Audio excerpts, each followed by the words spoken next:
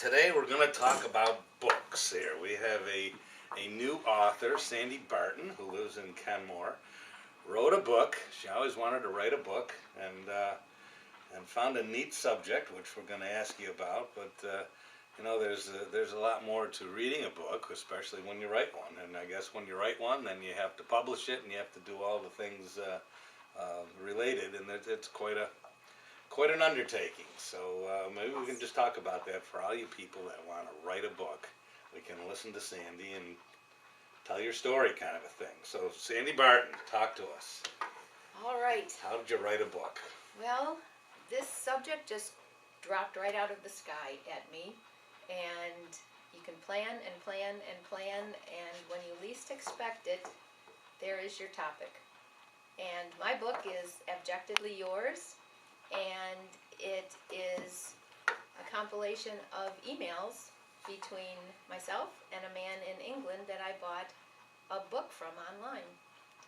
And I put an order in for a book for my daughter, and the order fell through, but we continued writing to each other. It fell through.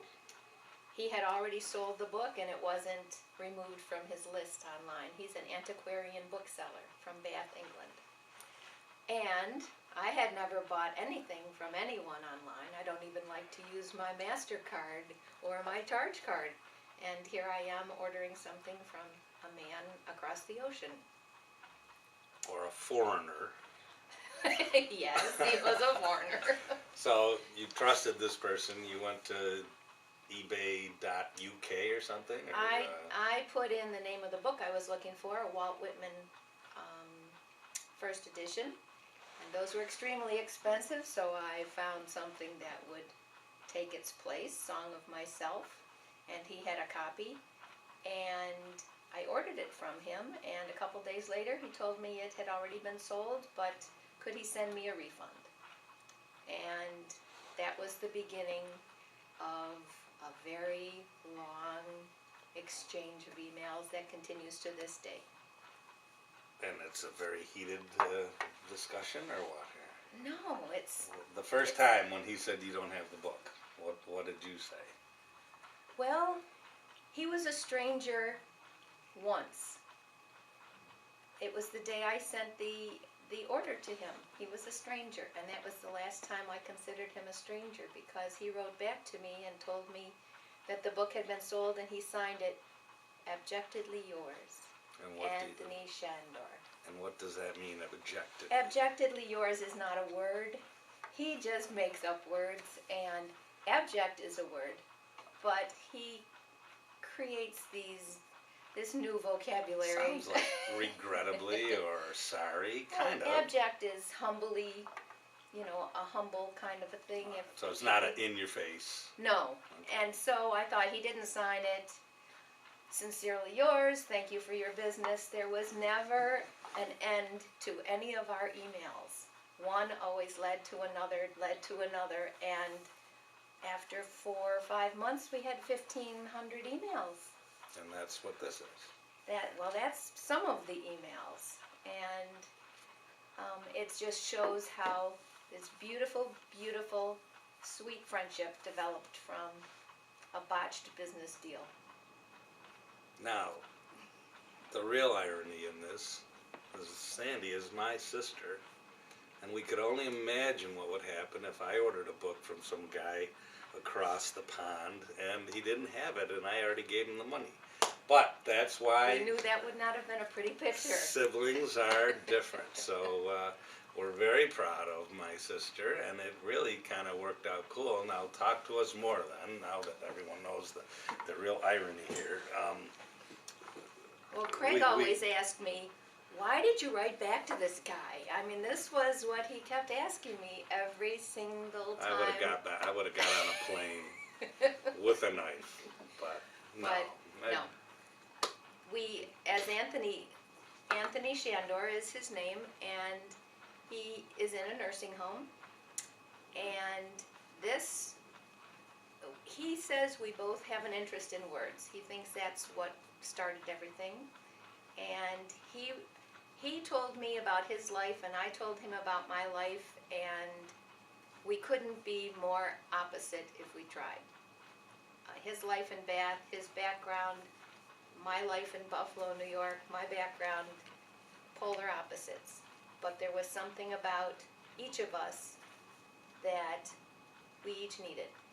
And it has changed my life completely. Now he's an elderly man. How old? He's 80 years old. 80 years old.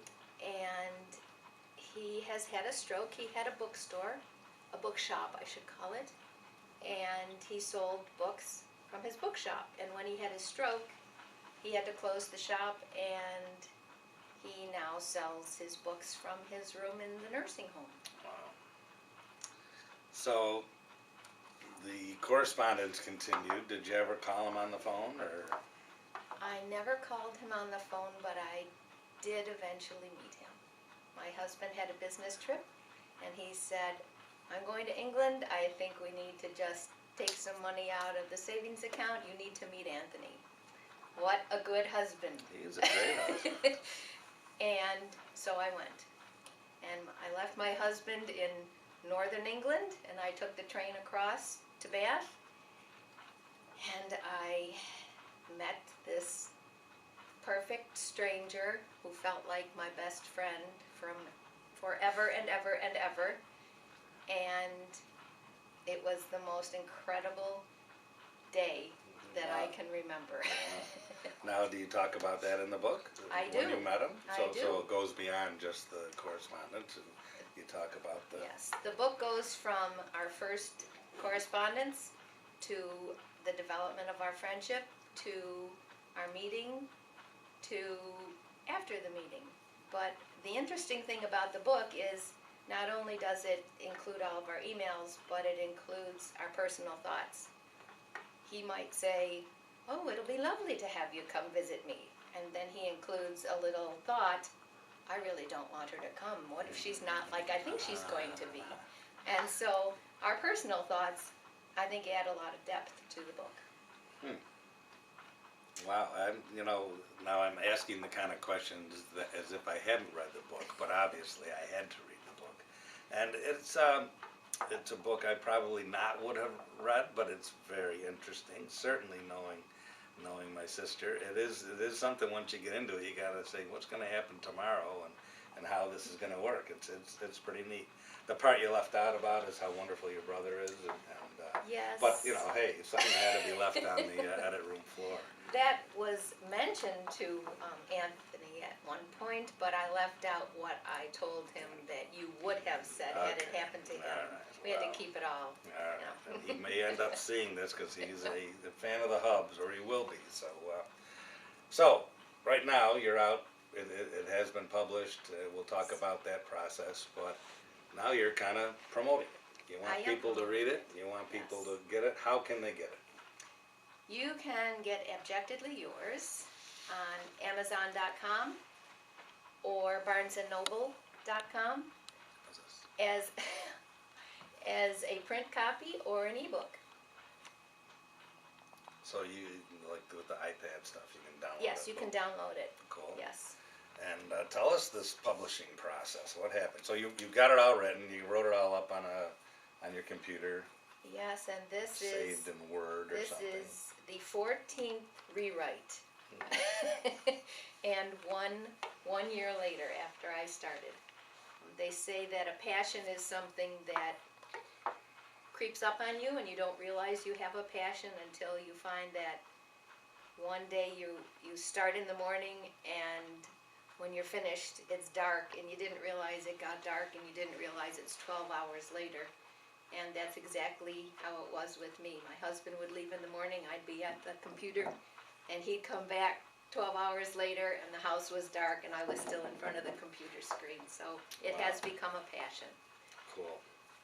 Finding a publisher is very difficult. I had an agent who was interested and I had a publisher who was a little bit interested, but they wanted to add things that would add tension to the book, and I wanted to keep the book 100% true. I didn't want to add tension.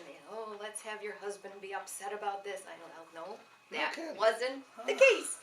So I wanted to do it the way I wanted it, and no publishers were really very interested. So I decided to self-publish.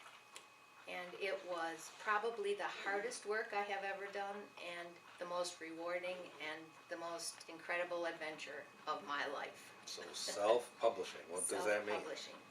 That means you do your own editing, you do your own formatting, you do your own cover, you do your own uploading, and you are in complete control of what is in your book. And that was exactly what I needed. Wow. And then how does it get to this? Well, Like, how did you make this? I went through CreateSpace, which is affiliated with Amazon.com, and they have a wonderful opportunity for you to use their editing services or their design services for a cost. But if you want to do it yourself or have people you know help you with it, it costs nothing. Absolutely nothing. I paid $25 extra to have expanded distribution, which means any bookstore can order it from their distributors. Other than that, So then you can encourage local bookstores to put this on their shelves. yes, you have to do all your marketing, but nowadays with publishers you have to do a lot of your marketing yourself. So I have spent several days going from bookshop to bookshop to bookshop, and that in itself has been fun. And it's a great book for book clubs. And I've talked with a few women who said, oh my gosh, I have your sister's book and we're reading it and we're going to be able to talk to her. It's kind of you got a local author and you can have them come and talk to the book club after they've read it or halfway through or whatever. That's pretty cool. So that's a good way to market. So if you've got a book club out there, Objectively Yours. Now we're going to talk to Chris Steinoff a little bit here. We're going to get you in here. Chris is working the camera today, but he's also an author, as you all know, on the Niagara Falls book. Here, come over here, sit in my chair here, Chris. So, Chris, what'd you do for publishing? You didn't self-publish. No, they contacted us. Who's So it's that? kind of the opposite. Arcadia Press. They sent us emails, Paul Gramosiak and myself, and asked if we'd be interested in writing a book to the local area for Niagara Falls. And from there, it was just fulfilling every request that they had. Send us the introduction, send us the back flap, send us the list of every place we can put the book. So we just followed directions. So it's kind of polar opposite of how you did it. Yeah. So that was easier on my side. The hardest part was, because our book is mostly images, was uploading all the images, having all the computer standards correct. As far as the cover and all the materials, we had to upload all that. So, but it was definitely a lot easier process. But I had to bend to their rules rather than do it the way that I wanted to.